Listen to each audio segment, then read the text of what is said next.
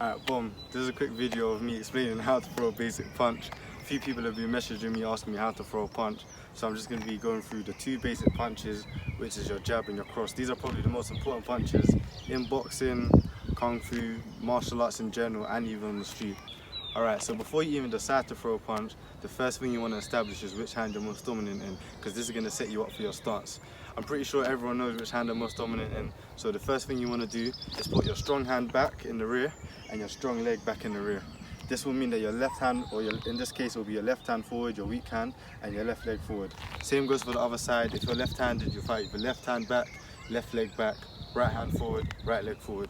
So once you've got that down, you want to go into your stance. Ensure when you're in your stance, you have a good base. A lot of people fight with their base too wide, which puts you off balance, and the same if it's too close. You want to get about shoulder width apart and a good distance between your legs as well.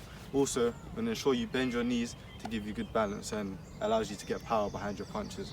When you throw your punches, you want to ensure your hands are up, because you're going to end up getting clips in your face before you even land a shot, unless you got super good head movement. But aside from that, elbows in to avoid any body shots. So what you want to do when throwing the jab can only be thrown off the front hand. So what you want to do is you want to extend your arm. As you're extending, you twist it from a better angle, it would be like this. You slowly twist your arm at the same time that you extend it, because this gives you extra range on your punch, extra power, and it avoids you from getting hit.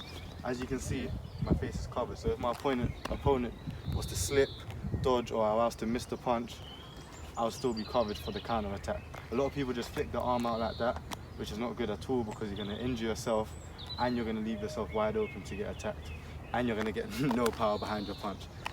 Alright, so the second punch we're going to be talking about is the cross. The cross is literally the same as the jab, but it's thrown from the back foot, from the rear hand, which provides more power, but it takes longer to hit your opponent because it's further away, so it's going to be the slower punch. The way you throw the cross, if I show you from this angle, is literally the same. Twist your arm over as you're throwing it. Because it's thrown from the back foot, you're able to get more rotation on your body. A lot of people twist their foot off the ground.